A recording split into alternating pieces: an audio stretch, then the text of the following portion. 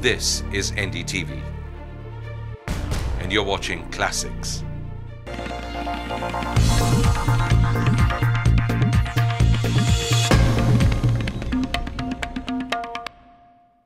Hello and welcome to Walk the Talk. I am Shekhar Gupta and my guest today is who else but Sourav Ganguly at his favorite playground. Sourav, the Prince of Kolkata. Hi, Shekhar. Thank you very much for joining us on Walk Thanks, the Talk. Shekhar. Sourav, it's been now what, 3 years since you took over as captain? Yeah, I became captain in February 2000 after we came back from Australia after the second test against South Africa. Yeah, so by Indian standards, a long-lasting captain. By any standards, a long-lasting captain. Captains don't have a high sort of survival rate these days in cricket. No, not really. Depends, because Stephen Fleming has been captain of New Zealand for quite some time now. I think 7-8 years. Nasir Hussain led England for 6-7 years. Obviously, Steve Waugh has been captain for 5 years now. Well, at the other end are the Pakistanis. Yeah, I think it's got to be the system of every country. But I always feel that if a captain has to do anything with the team along with the coach and other members, captain has to get a longer tenure, because you just cannot come take over take over the job and do things overnight, because it's a hard job. It's not an easy job, and it might look good from outside because a lot of things go, the pressure.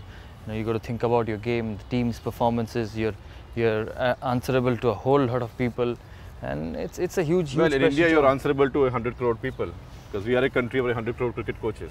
Yes, it is. You are, but but at the same time, it's still an honor leading the country. It's a dream for any cricketer.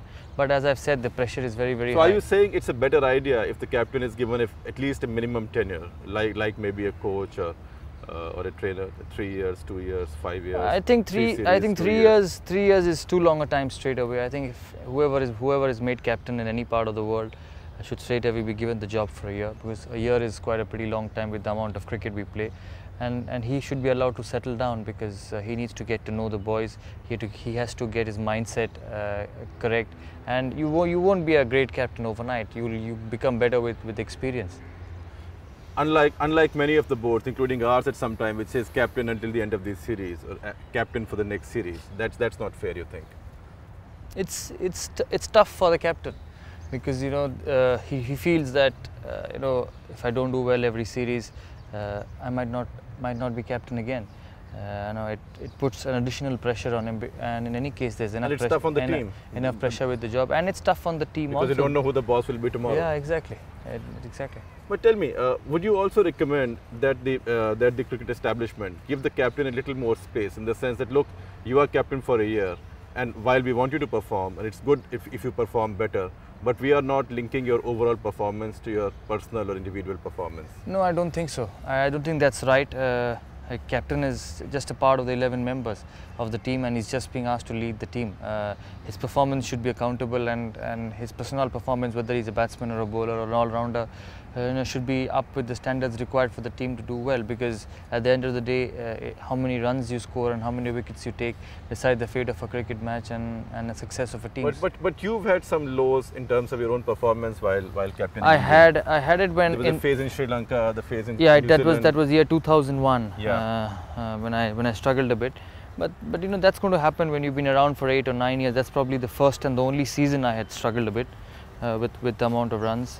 But since then, I've had a pretty successful regime. Last year I had a pretty successful year. That's what I said. Every captain needs time to settle down. But New Zealand was tough. Yeah, New Zealand was tough. That was the only segment of the year where the full team had a bit of a problem. But I wouldn't consider New Zealand a huge thing to worry about, because I was reading Sachin the other day, his interview on the Outlook. They asked him the same question, that why didn't he get runs in New Zealand, and what was happening in New Zealand.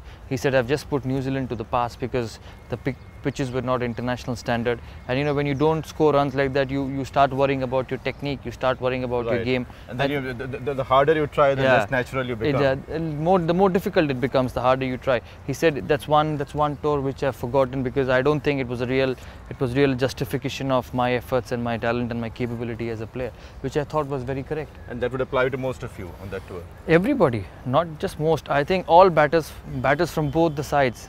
There were 8 batters from both the sides, and there were only 250s on the whole series. So Sourav, look back 3 years. How does the state of Indian team differ from what it is now, from what it was 3 years back to what it is now. I'm not asking you specifically what difference you've made, because then you will say obviously that everybody's contributed.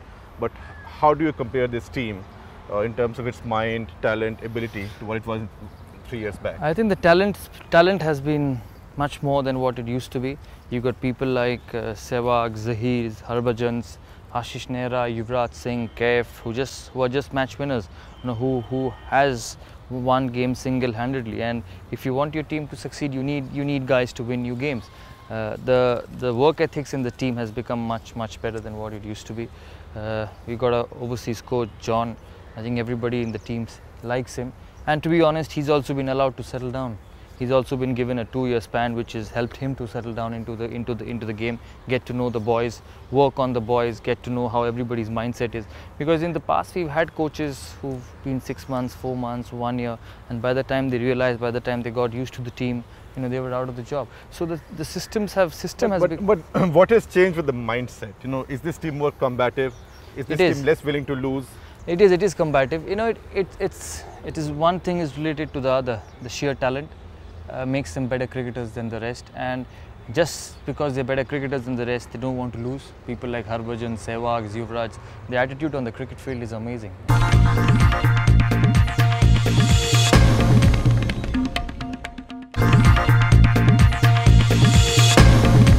What's been your contribution in this? What have you changed? Then I will suggest to you what I think you've changed.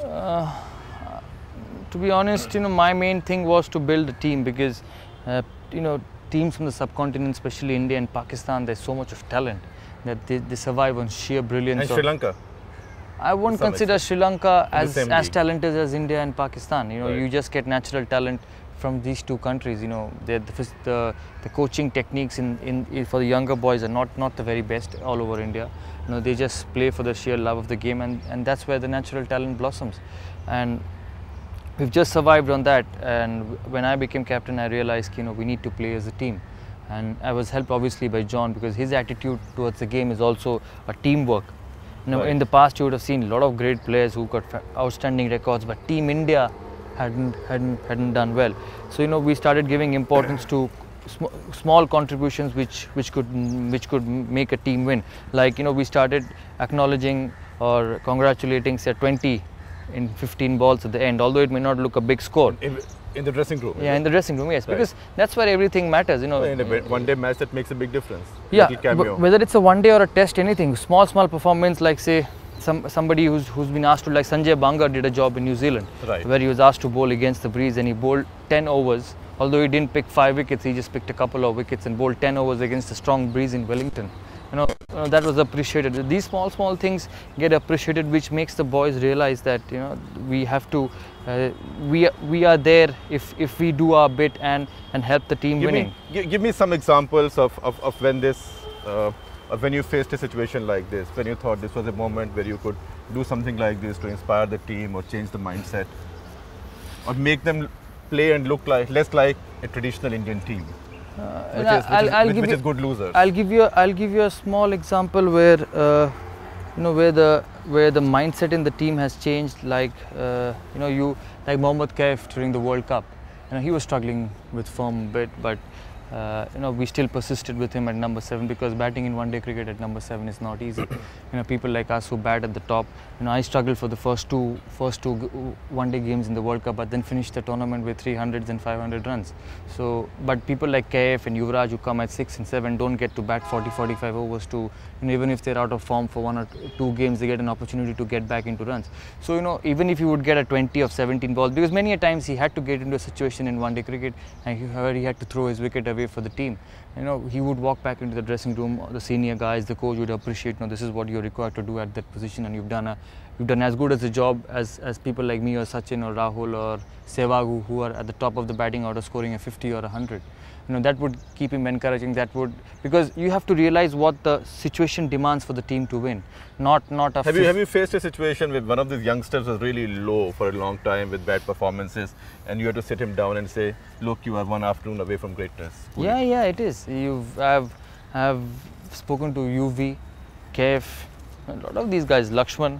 you know, who's had a bit of a up and down career, but you know, with somebody like Lakshman, who I think is one of the best players in the world. And I think he rewrote the history of not just Indian cricket but world cricket And he'll write a lot more. The innings which he played here against Australia was one of the best I've seen in my life. Under pressure, and he won the series. He and Rahul on that day at Eden Gardens, the 4th day of the Test match. But what changed things? What turned things in that series? I think it was the belief that we can win. After the first Test, we lost in Bombay. You know, there was a lot of talk. This team cannot win. Obviously, change captain, change him, change players. All these things which come up because this is a huge game in India. And, you know, right. And you know, people talk. But you know, once we finished the Test match in Bombay, we met up. We just closed the dressing room and we had a chat because there was a lot of hue and cry. There was a big hype about the series, and Australia came and beat us in 3 days in the first Test. Right. So we had to go back to the dressing room, shut everything out, media, people, officials, just the 11 boys and the coach. Things had gotten quite wrong in that match also, at least halfway through. Yeah, we were down and out.